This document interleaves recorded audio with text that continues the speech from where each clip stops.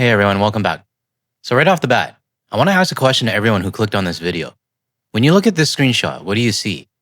Because when I look at it, I see Canadians quietly doing something very intentional. I see Canadians diversifying their travel away from the United States and choosing entirely different destinations instead.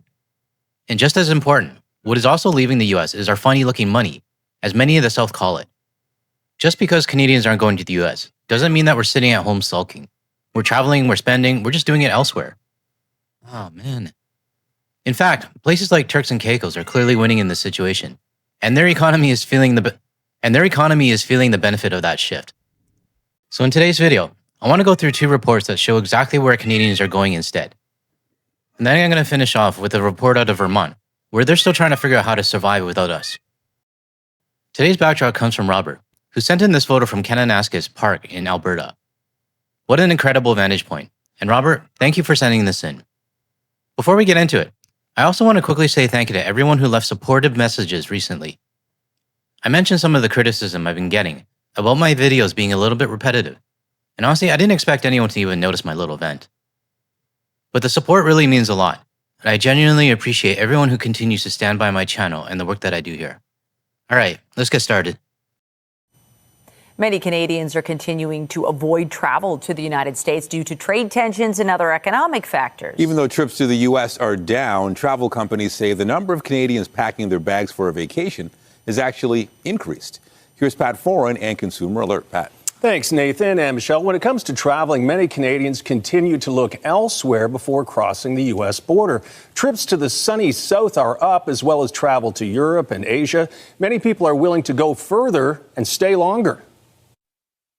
When it comes to Canadians choosing to travel to U.S. destinations, Flight Centre says its bookings were down substantially in 2025, and it expects that to continue into next year. We're down close to 40% year over year in travel into the U.S.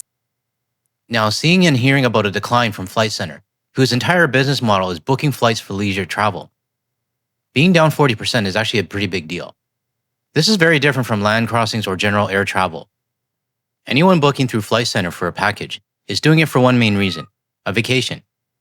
With land or air crossings, the Canadians who are still going south could be visiting family, traveling for work or business, or dealing with other reasons where going to the US might actually not be a choice. But with a Flight Centre vacation package, it's a choice. People are actively choosing where they want to spend their vacation time and their money. So hearing the leisure travel to the United States down 40%, I'm honestly happy to hear that. G Adventures, a company that specializes in small group adventure travel, has noticed the same trend. While our bookings in the United States are down, it doesn't mean that Canadians are traveling less. They're simply choosing different destinations. So where are Canadians going? According to Flight Centre, there has been a huge increase in interest to travel to Turks and Caicos, St. Lucia, Japan, Colombia, and Switzerland. Many people are looking for good value and are willing to travel further and stay longer. We've seen an incredible increase to somewhere like Japan, where their dollar does stretch a bit further. Places like Australia, the Canadian dollar is stronger than the Australian dollar. So Canadians, once they get there, they feel that they can really stretch their dollar. These destinations might be a longer flight. I think flying from Vancouver to Tokyo is about an 8 or 9 hour flight. And to Australia, my friends mentioned it would probably be about 15 plus hours, I think, somewhere around there. I know this because we're actually planning our own trip next year to Brisbane as well as the Gold Coast. I've been to both countries before, and every single time I've entered, I've never had a single issue with immigrations. I was actually greeted with a welcome. There was only one time my golf bag was searched on arrival in Australia. But that was because my golf clubs still had dirt on them from Canada. They simply told me to clean my clubs better next time, and to get them clean before I head out on the course. For agricultural reasons, I completely understand that, and honestly, that one's on me. What I'm trying to say here is that the world is a big place, and I genuinely recommend that people start expanding their travel destinations, exploring new places, and getting those new stamps in their passport. G Adventure says its top destinations for next year include Peru, Morocco, Costa Rica, Thailand, and Japan. It's also finding travelers want to vacation when it's less crowded. People are trying to avoid the kind of over tourism. So they're choosing to travel during quieter times. So it's not quite as busy. And they also save some money doing that as well. And more people are also choosing to go on trips by themselves. We're really popular with solo travelers. Female solo travelers are our largest demographic. Both companies say most travel spots are filled for the upcoming holiday period, but many people are booking fun in the sun trips for January, February, and March. Larger destination vacations are being booked now for next summer. This is actually a great point. A lot of Canadians are already planning their trips for next year, and I'm sure some are even planning for this summer as well. The big question is, how many of these Canadians will have normally planned trips to the United States, but are now actively looking elsewhere instead? Earlier this year, before the orange guys started making threats towards us, there were plenty of Canadians who already had trips pre-booked to the US, and they still went. Not because they wanted to, but because it was too expensive or complicated to cancel everything. Next year, though, I think it's going to be a very different story. Now, here we are in December 2025, and people are actively avoiding the United States when they're planning their future travel. So in my very non-expert opinion, I fully expect 2026 numbers to be even worse than what we're seeing this year. Let me know in the comments if you agree with me on this, and what's your own forecast for the US tourism industry next year. And if you agree with what I've been saying in this video and you're not subscribed yet, you can help out the channel by hitting the subscribe button below. Or if you're just here for the cat, I'll happily take the subscription either way. And Flight Center says with more people flying, expect busier airports and fuller flights. You should arrive in plenty of time, as some airports now use biometrics and fingerprinting, which can add to processing times. Now, City News did a similar report on the Flight Center data, but they also included a segment talking about the decline in travel to the United States. So let's take a look at that together. Just keep in mind the Flight Center details in this segment, they are very similar to what we just heard. According to local travel agencies, Canadians are increasingly choosing destinations other than the U.S. Trips to the sunny South and Europe are on the rise, with travelers willing to go further and extend their vacation. We've consistently seen a 40% reduction of travelers traveling to the U.S. A low Canadian dollar, political factors, and border issues are among the reasons for the startling drop. Flight Centre Canada General Manager Anita Emilio says travelers are looking for a stress-free experience where they feel safe and where their dollar stretches further. We've seen airlines introduce routes where they've pulled planes off of routes down to the U.S., and they're now traveling into different destinations. This is why I actually wanted to show this, even though some of the details are repeated. Air Canada and WestJet, they're not going to let their planes sit at the gate or sit in storage just because Canadians aren't flying to the United States. Those planes are still active, they're just flying somewhere else. If I started to see planes sitting dormant at YVR, then I would start to ask myself, what is going on here? I really have to apologize for the co-host. Usually what I do is I keep a few treats here on my desk, and if I start hearing her act up, I'll put them by my feet, and normally that keeps her quiet after that. But I don't think it's working today. Oh, and someone also mentioned in the comments, why don't I just kick her out and close the door instead? Well, if I do that, you'll just hear scratching at the door for the entire video. So at this point, I just accepted the fact that she wants to be part of the recording. So where are Canadians going? According to Flight Centre, these are the top spots which showed an increase in interest from the year before, with Turks and Caicos, St. Lucia, and Japan topping the list. Travel domestically to Western and Eastern Canada has also increased. And let's definitely not forget about traveling within our own country as well. If you're in Vancouver, head to the island, or visit somewhere within BC or the other provinces. I know I was really happy to hear that my parents went on their Eastern Canada trip, and I'm sure thousands, if not millions of other Canadians chose to travel within our country as well. Now this next segment talks about the struggles they're having south of the border. Canadians are one of our two largest international markets, inbound markets to the U.S. So you're talking about billions of dollars of visitor spending that wasn't occurring. U.S. travel and tourism expert Amir Elon says there's been efforts across the board from various U.S. destinations, whether at the state level or individual cities, launching their own initiatives to encourage Canadians to come back. The whole group of states in the southeast U.S. called Travel South that have been marketing quite steadily to the Canadian marketplace, making sure they know that their Canadian visitors are welcome. No, I think what you really meant to say is that our money is welcome. Because there's a big portion of your fellow citizens who do not want Canadians in your country, or don't respect the fact that we're a sovereign nation on our own. So to be honest, in my opinion, I don't think there's any marketing campaign you can run that's going to fix that. I also have another video upcoming that shows how a lot of US businesses still don't get it. They're offering things like 2-for-1 beers, promo codes, and reduced fees for Canadians if they stay at their hotel. And they still don't understand why it's not working. I'll probably have that video out in a few days after this one goes live.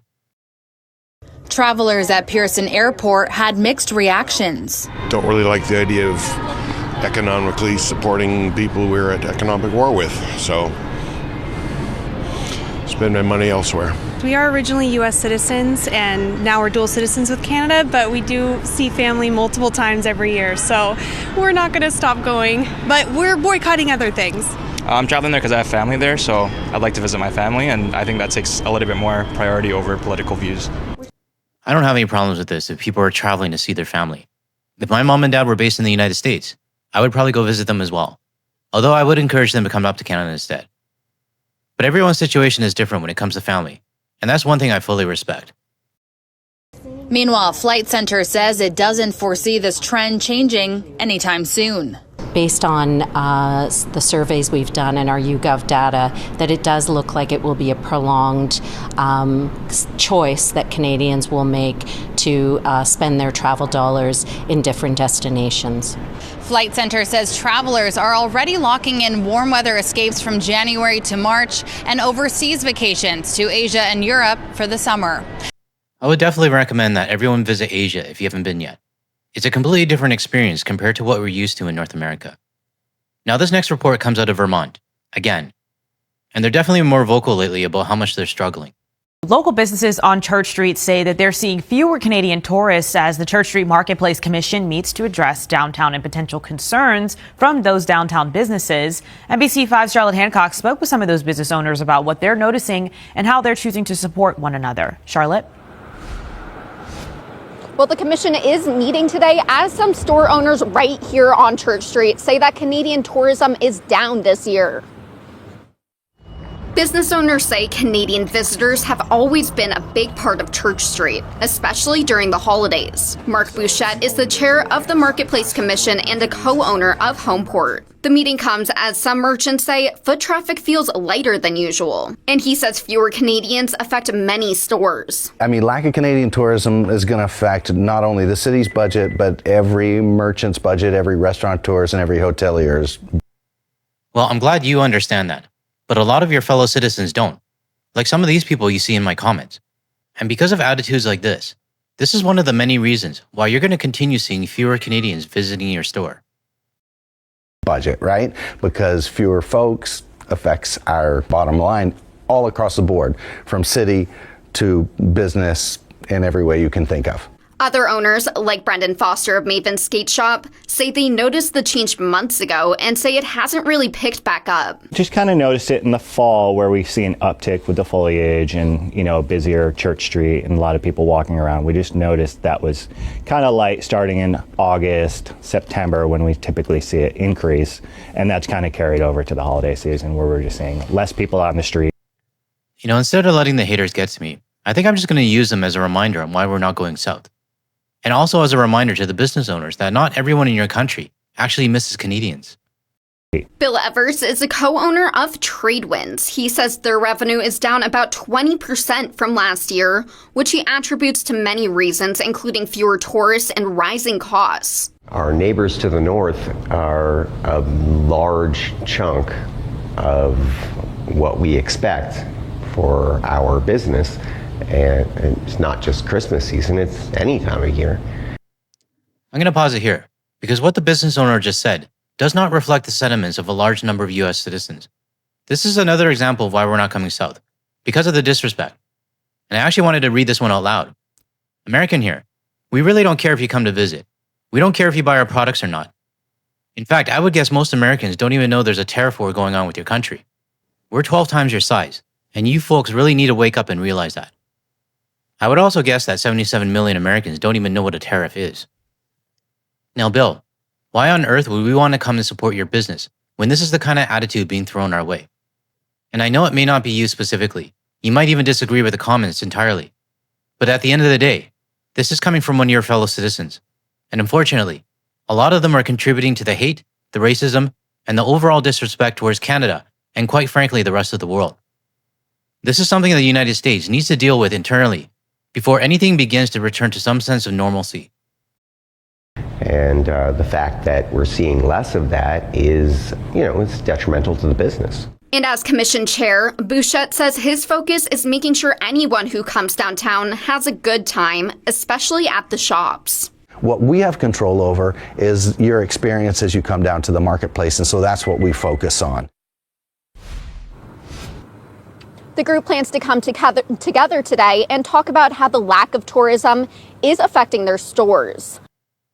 I would suggest that when you do have that conversation, you focus on what needs to be done to create some pushback with your own government.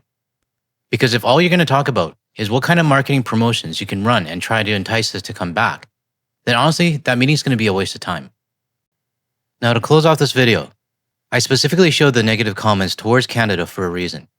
We do have US citizens who support us, who tell us to continue the boycott and to not let our foot off the gas.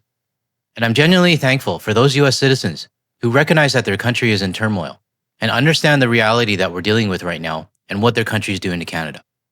But I also showed the negative comments as a reminder, because no matter what happens down the road, or even decades pass and the orange guy is long gone, there will still be US citizens like the ones in those comments who will continue to disrespect Canada for decades, if not generations. All right, that's all I got for today's video. If you found any value in anything I talked about here, you can help the channel out by hitting the like and subscribe button below. Thanks everyone, and have a great rest of your day.